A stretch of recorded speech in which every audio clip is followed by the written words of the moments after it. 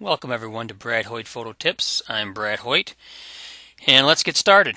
Hey, today I want to talk to you about how to handhold the camera. The other day I was driving down the street and I seen a gentleman taking a photograph of a building, and he was holding his camera in this fashion right here. He had one hand on each side of the camera, elbows out away from the body. Now you can't see my elbows here in this photograph, but they're away from my body. This doesn't give you the most steady foundation to take the photograph. There's a little bit of camera shake, a little bit of movement. You're not as steady as you could be. Now let me pull up another photograph here, show you the proper way to hold the camera if you're going to hand hold the camera.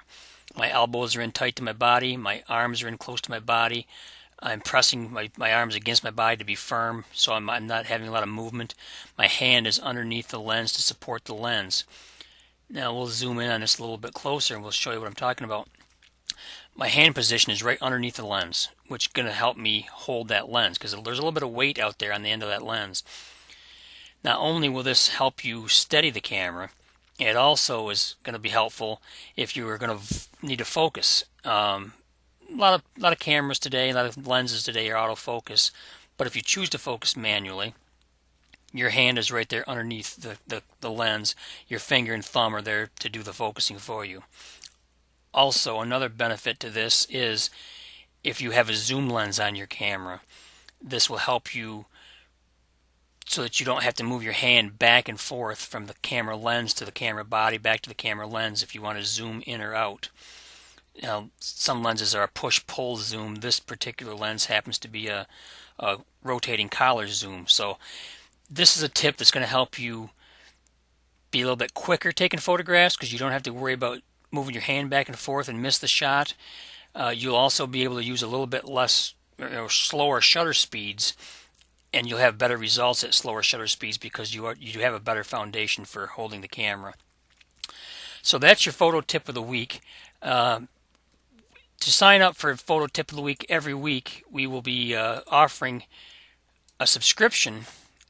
All you need to do is go to Brad Hoyt Photography and sign up. It's a paid subscription monthly. Every week you will get a photo tip sent directly to your email box. So for $9.95 a month, and it's done through PayPal, so everything's secure. You just go to bradhoytphotography.com, sign up, and every week you will be sent a photo tip. And those photo tips, there are going to be a variety of tips. These are made not for the working professional photographer, but for the photographer who wants to get better, learn how the pros do things. We'll be talking about things such as the rule of thirds for your compositions, white balance, depth of field, shutter speeds, where to focus on a landscape photo to get the maximum sharpness out of your landscape photos, how to photograph snow, fall foliage, how to get that silky water look. So there's going to be a wide variety of topics we're going to cover. So for only $9.95 a month, you'll be sent a weekly photo tip just like this via screen capture photos.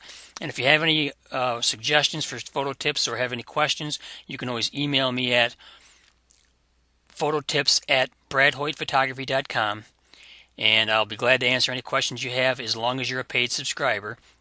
And we are happy to have you join us.